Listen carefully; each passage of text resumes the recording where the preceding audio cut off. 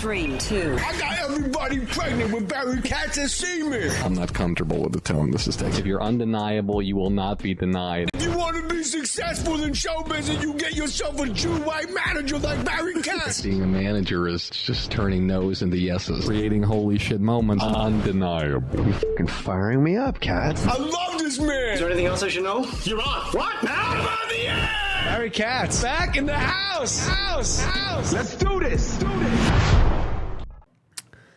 Hey everybody, welcome back to another episode of Industry Standard with me, Barry Katz.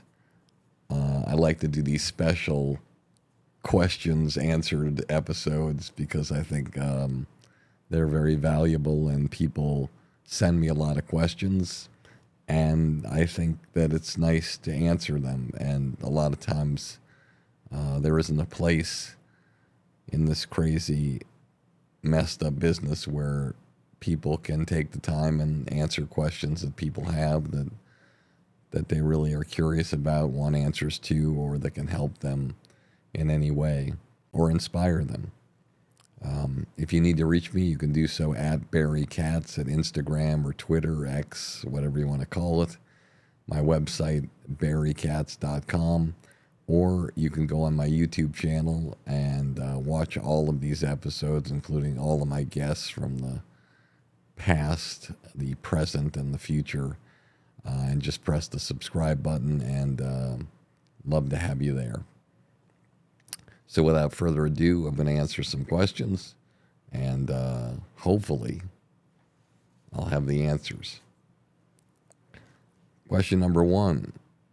How do you deal with different forms of bigotry, sexism, or any kind of biased behavior in the industry, both behind closed doors and in the spotlight? Shari, Miami, Florida.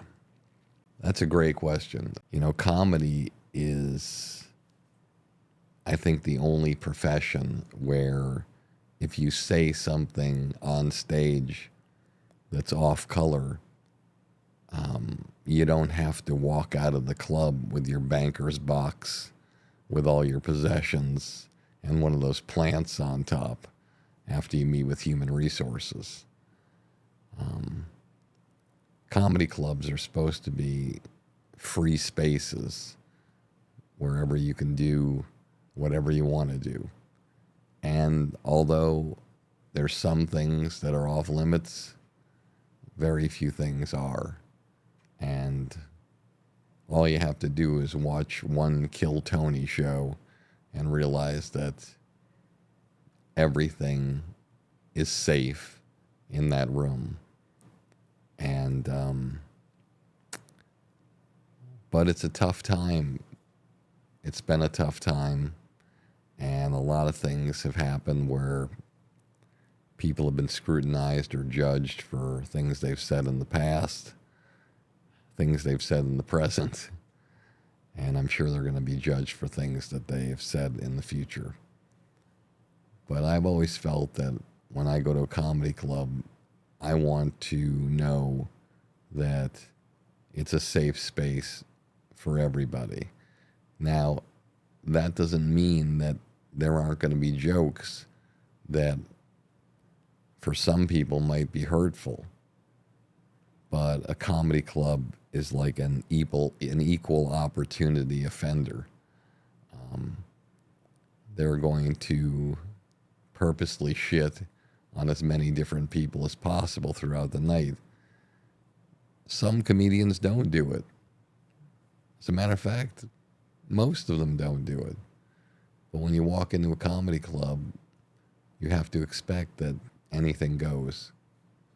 And so I don't really worry about it in that setting because it is a completely and should be a completely safe space. And you should be able to make fun of anything and anybody within reason.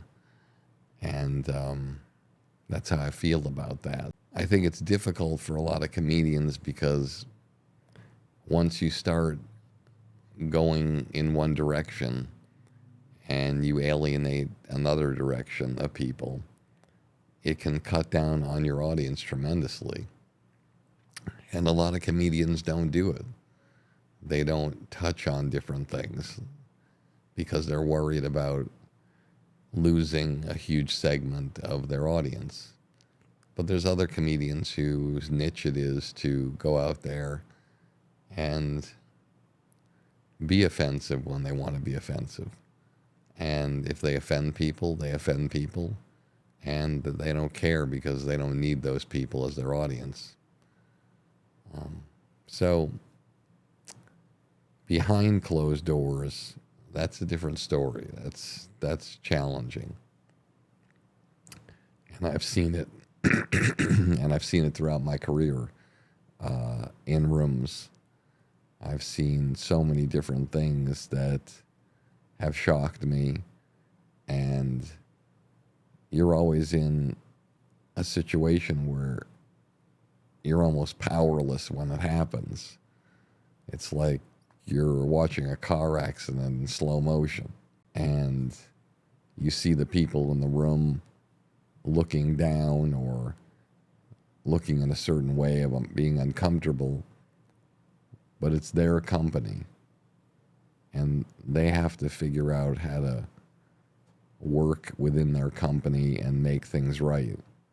I personally don't think it's up to me to walk into a meeting with 6 executives from a studio or a network or a film company, and if somebody says something that I don't think is appropriate, I don't want to be in a situation where I have to judge and take that company to task. I don't mind taking the person aside who said it and letting them know that I felt uncomfortable, and I would like to request that in the future they don't ever do that again. I don't mind doing that, but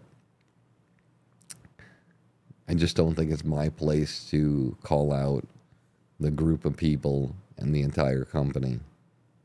And I imagine there are certain situations where if I were in them, I might change my mind. But based on everything I've had to deal with and how I've handled it, I think it's worked effectively for me, and I've never experienced anything from each person that I've taken them aside and let them know that I felt what they were doing was not in the spirit of how things should be. So I hope that answers your question, and I appreciate it, Shari. Thank you so much. All right. Next question. What are the 3 most essential traits, in your opinion, that make certain comedians stand out from the rest of the industry? Taylor Rose, Bethel, Connecticut. It's always interesting answering these questions because I don't know what I'm really going to get when I get them. I don't like to prepare for these. So I hope that I answer them correctly, or I answer them in somewhat of a way where it makes sense. And if I leave anything off, please write me and take me to task. I'm going to go in no particular order. For me, the first essential thing that make comedians stand out are the premises of their jokes. If their premises are highly original, then they're going to be highly original, and they're going to be looked upon by the industry with respect and admiration. If their premise, happens to be, hey, remember that show from 50 years ago on TV Land, Gilligan's Island? I don't get that show. They could make a blender out of 2 bamboo poles, but they couldn't fix a hole in a boat. 12 inches wide. Well, I don't think that's going to make the cut when you can see Sam J doing a routine about who's going to win the race war if it happens, and going through every ethnicity and creating an argument for each one of why they won't win or why they would win. And that's why Sam gets special after special after special, and other people don't. You know, the premises are so important. And even though a joke could be really, really funny, if the premise is having to do with traveling on an airline or dating or drugs, you know, even though it might be original, these premises have been done 100 times. But, you know, when you're watching Dave Chappelle's early work and you see him doing a bit about how when he drives through the projects, you see things that you'll never ever see in regular life. And then he goes into the whole routine about a baby, I'm paraphrasing, it's been so long, in diapers selling crack on the side of the road. You can't argue with that premise being incredible. Or one of his earliest jokes that I always remember and I've always loved was a routine where he talked about how he was in Washington Square Park in New York City, and he found out historically that hundreds of years ago there was segregation, and they used to hang white people and black people on different trees. Now that's the premise. I mean, have you ever heard a premise like that in your life? And the punchline that comes after, even more original. So he says, hey, they used to hang white people and black people on different trees. Then he goes on to say, can you imagine the protest of the black people with their sticks and their signs? We want to be hung on the same trees as y'all. I mean, edgy, unique. Never really heard a bit like that before, and never probably will again. And so original premises, I would say, is number one. Number two, I don't really know what to call this, but suffice to say, I'll just describe it as if your audience is the ocean, you're the surfer, the ability to ride the wave from calm waters to its highest point, to its roughest, choppiest, most dangerous twists and turns, and getting the shore without falling off the surfboard. That's what the most important thing as a comedian, besides the premises, is to be able to navigate each audience that's completely different from the last audience. I always say audiences are like one-night stands. You go on stage, sometimes it sucks, sometimes it's extraordinary, yet at the end of the day, when it's all done, you're never going to see them again. And so you got to figure out how to navigate, be able to ride the wave of every crowd, every nuance, and take it to the highest possible level. And that takes an enormous amount of repetition to be able to do that, to learn how to ride that wave of audiences that are good, bad, or indifferent, and change the course of that particular vibe in the room. I think the third most important thing in my mind, and it ties together with a bunch of subdivisions of things, is your stage presence.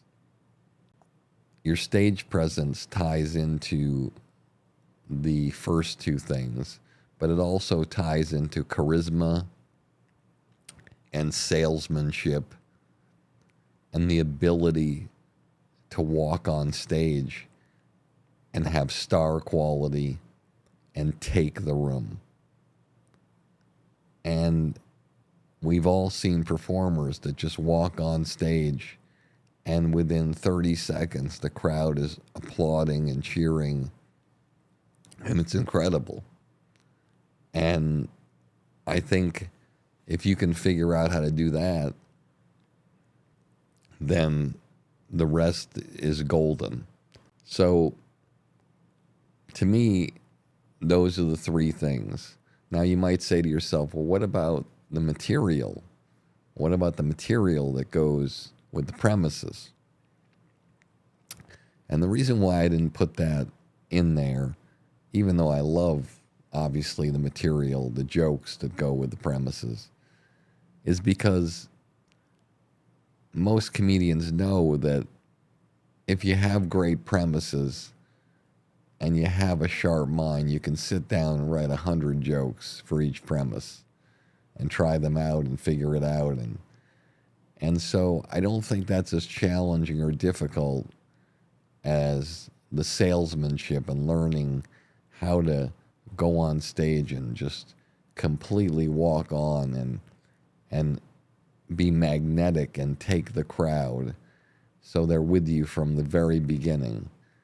And with all those other things that come together, I think if you have that, then you could write jokes all day. But I will put the jokes as my honorable mention. Hey everybody, it's Barry Katz, and I wanted to talk to you about Blueprint for Success. This is a community that I put together during the pandemic to help all artists of every walk of life in the entertainment business. No matter where you are in that part of this journey, it's designed to help you. There are podcasts with people that will inspire you, like Kevin Hart, Judd Apatow, Bill Burr, that you can't find anywhere else but on this program that I've interviewed, to times where we get to talk to executives in the business that you would never have access to tell you what you need to hear and to answer your questions, to all sorts of different videos and master classes designed to help you get to the promised land. That's what the Blueprint for Success is. Doesn't matter whether you want to be a stand-up comedian, a sketch performer, a podcaster, an actor, an actress, director, writer, social media person, whatever you want to be. I've been doing this for 40 years. I've had the honor and been humbled to represent people like Chappelle, Wanda Sykes, Louis C.K., Dane Cook, and probably over 20 other people who went from a studio apartment to being a multi-millionaire and a household name. And I want that for you, and I wanted to take the time with this program to be able to help you on your way there, to get there and to heighten and increase the trajectory of your career. Blueprint for Success is the way to go. I'm proud to be a part of this program, and I'd be proud to have you to be a part of it too. Next question. I just had my first show, and unfortunately I got booed off the stage. I have trouble taking criticism, especially of that nature. What ways, techniques do you recommend when coming up with new material to ensure you're making the best out of your time you have on stage? Ty Sampson, Raleigh, North Carolina. Well, first of all, getting booed off the stage and having bad sets that's what learning comedy is all about. You know, it's the weirdest thing. You know, I could take any one of you listening we could go to a hotel and you could follow around one of the maids who clean up the rooms, and within a few hours, at least one shift, you're an expert on how to clean the room. I could put you in a podcast studio, and if it's just a question of pressing a button and recording it audio-wise and then downloading it to a hard drive or whatever you do and then uploading it to all the platforms, I'm pretty sure in at least 1 8-hour shift of a day, you're going to know exactly what to do and how to do it. If you want to learn how to cook burgers on the grill perfectly and toast the buns, I'm sure it's going to take no more than a day. But the odd part about comedy is I could take a young comedian and I could have him watch an hour special of 100 of the greatest comedians of all time and look at all of them and just every nuance. And he'll go on stage and he won't get it. He won't know how to sell the material. He won't know how to put it together. He won't know how to write the bits as strongly as he can. He won't know how to put the premises together properly. He won't know how to ride the wave. He won't know how to take the stage, even though he studied them over and over again. You see doormen who work at the Comedy Store or the Improv. It takes them years to become regulars, even though they're studying all the greats all throughout the entire night that they're working there. And in terms of getting booed off the stage or bombing, I always like to say, and I remember Lance Crowther reinforcing it tremendously, the audience is your writing partner. And that's all. Don't take anything personally. You're never going to see those people again. And even if, 25 to 50 people think you suck, you'll start winning over hundreds and hundreds of people as you go. Unfortunately, in comedy, you got to learn in front of people. In music, you can learn when people aren't in the room, but you need a crowd to figure out what you're doing and how to do it. And I've never met any comedian in the world that started right away and was killing right away. And even if I have, which I'm sure there were some along the way, and but I know that they had bad sets. I just didn't see them. And so you don't really have to worry about anything, but you also have to think about your technique. And the technique is confidence. The technique is that old, I think, Chinese proverb, get knocked down 7, get up 8. You just keep going. You don't let anything bother you. You have the confidence in what you're doing and what you believe in and making it work, and you will eventually make it work. There's no reason to sulk about anything, or think that you're, doing horribly because you're bombing a few times. You're learning things, you're getting to know yourself, you're getting to know your audience, and you're getting to know how you can sell things better. Look, sharks are amazing. They have an amazing, amazing quality. They can't swim backwards. And I don't know of any sharks when they miss the baby seal and they miss out on their dinner. I don't see them on the bottom of the ocean going, woe is me, I missed my baby seal. They just keep going until they get what they want. And that's what you have to do as well. Don't let anything hold you back. Don't let anything set you back. Don't let anything anybody says to you take you down. As Paul Rodriguez once so eloquently said to me in kind of an edgy way, don't let anyone piss on your dreams. All right, next question. I heard you used to have an apartment in New York you would rent out to comics that needed a place to stay. Who all was staying there at the time? Where are their careers now? Stephen, Baton Rouge, Louisiana. Yes, I did. This is a really interesting story. I'll share with you guys. I came to New York in a very difficult circumstance. My wife had passed away after I was married for 8 months, and I just didn't want to be in Boston anymore, to be around the people who were so supportive and wonderful, but it was just a memory and a reminder of what was happening and what I was going through. So I got in my car one day and I drove to the 79th Street Boat Basin exit, and I just went as far as I could before there was a bar or a cafe. I pulled up my car in a metered spot, went to the bar, the payphone, which don't seem to exist anymore, with the yellow pages hanging from it from a chain, which don't seem to exist anymore. And I looked up real estate agents, and I called the first one, and they called the payphone back. And the first apartment he showed me at 82 West 82nd Street by Central Park, I took. It was $935 a month. I had to put first, last, and security down.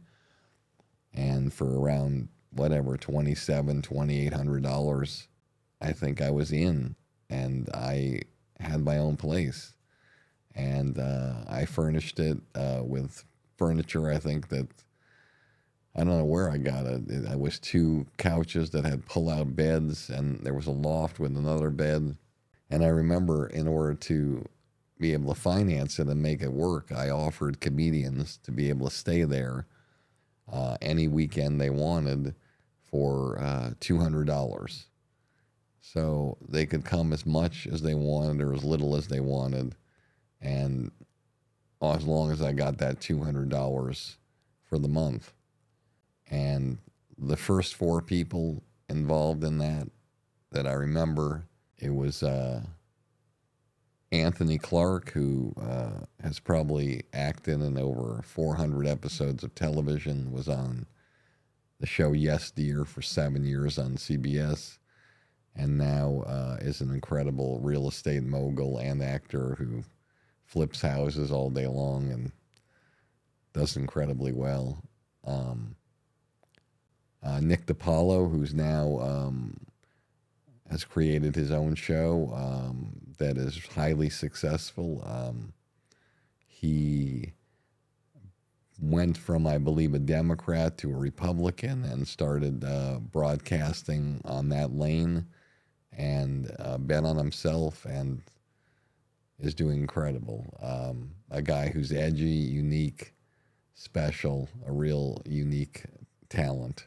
And a comedian named Ed Regine, who is from Providence, Rhode Island. He's a guy who was killing it in New England, headlining everywhere. He was older than the other comics, but he wanted the experience of being in New York, and everywhere he went and everywhere he continues to go, he always kills. And the last comedian that was a part of that group was Louis C.K. He was my first client ever.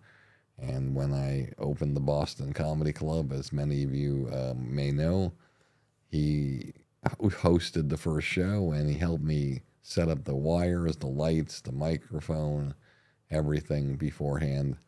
And he was something to see. 18 years old, and just killing it all over the place.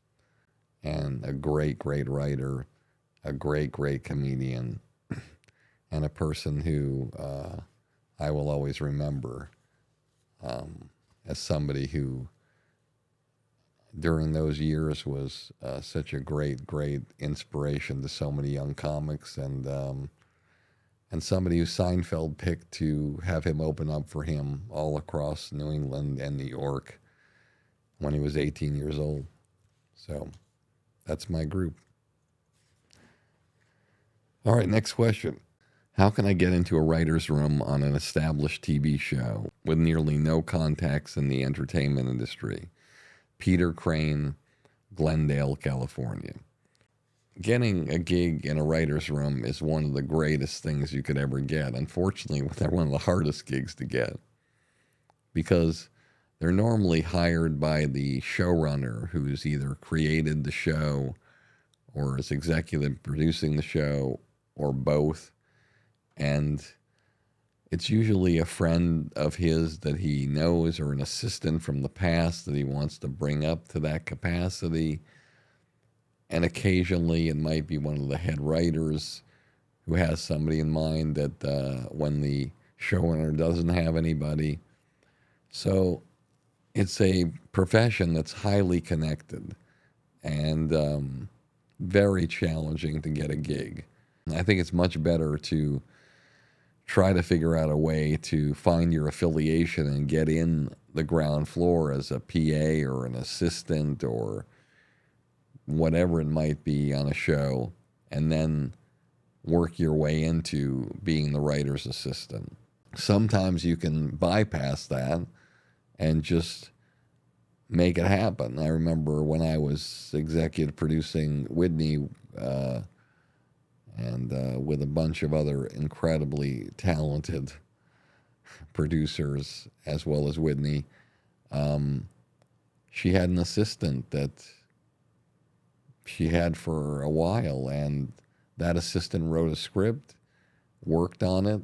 I can only presume that possibly Whitney helped her work on it and gave her advice, and that script ended up getting made, and the minimum wage to get paid for a script from the Writers Guild back then, I think it might have been $25,000. So it's very, very hard to get those gigs. That doesn't mean that it can't happen, and that doesn't mean you can't make it happen. But you have to have a continuous barrage of reaching out to every single show, showrunner, executive producer, and keep resending and hoping that somebody cancels, somebody quits, somebody gets fired and they're stuck, and they call you because you've been present when reaching out to them. And if you're lucky enough to get one of those gigs, that's the launching pad to writing on a show and just over-delivering, and you'll get everything you want if you can figure that out. All right, next question. How does one break into comedy at an older age? Aren't clubs and managers looking for young talent they can help grow and develop? Vianne, Wausau, Wisconsin. Breaking in at an older age, I know it seems difficult and challenging, but look, every comedian that you see that you love, or most all of them, are in their 50s, or at least late 40s.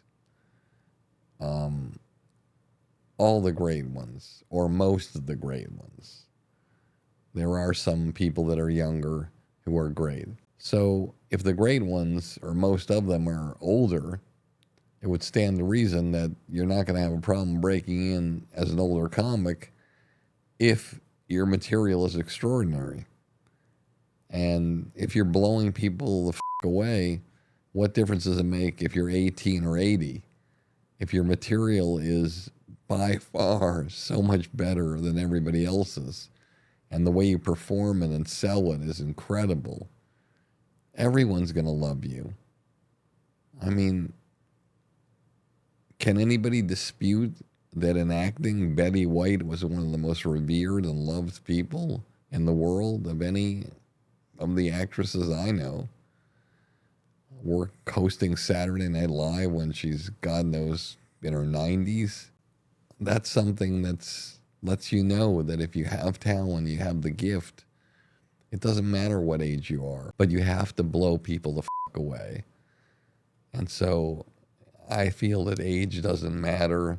I know a lot of people would disagree with me, but to me, if there's somebody who's seasoned in terms of age and is up in years, if they're amazing, it'd be very hard to not book them and not give them a shot to take things to the next level at that stage of their life. All right, last question. My act has often been labeled as, quote, alternative comedy, unquote, by those who have seen me perform. I was curious if you think this style has a place in the comedic landscape. Do you have any advice on how to succeed with unnatural acts? Bo, Montclair, New Jersey. You know, if this is the Bo I think it is, this kid's pretty amazing. He does things so unique and different, yet the mainstream crowds seem to like it, and they respond to it, and the alternative crowds like him too. And I think what I love about this kid is that he has no fear. And he goes up there and he gives everything he has. And he takes these original, unique premises and he runs with them, even if I don't think a lot of them make sense. The way he performs them with power, force, salesmanship, and humility makes me want to watch him, and I can't take my eyes off the set, even if there's a set where he doesn't really do as well as he should do or wants to do. So I don't think I have any advice for Bo except keep doing it. Keep going on stage. Keep working the muscle. And you're going to get better and better, and you're going to find your lane. And your lane might be alternative comedy. Your lane might be mainstream comedy, or you might be somebody who can weave in and out of mainstream and alternative comedy, like Sarah Silverman or an Eric Andre. Whatever. You can figure it out, and as long as you're doing something that's original and unique and extraordinary, there's no reason why you have to worry about whatever label you have. You're going to find your audience. Your audience is going to find you. And when they do, it all comes together, and it comes together so fast. We've seen it over and over again where somebody has been doing comedy for many, many years, and then something happens when the lights are shining the brightest, and they figure it out, and it all comes together, and they deliver at that time when the pressure's on. And that's what you're training for. So I wouldn't worry about anything one way or the other, or labels. Just worry about the label of holy shit funny. All right, everybody, that wraps up this episode of Questions Answered on Industry Standard. I hope you enjoyed this as much as I did. I hope some of your questions were answered properly. Again, I go with my gut when I answer the questions based on the experience I have in this crazy business. And I hope it resonates with you. I hope it means something, and I hope it helps you in some way or another. So I look forward to seeing you soon. And like I said, subscribe to this YouTube channel, and you'll be able to see all the episodes and enjoy them. And thank you again for all your support, and I will see you next time.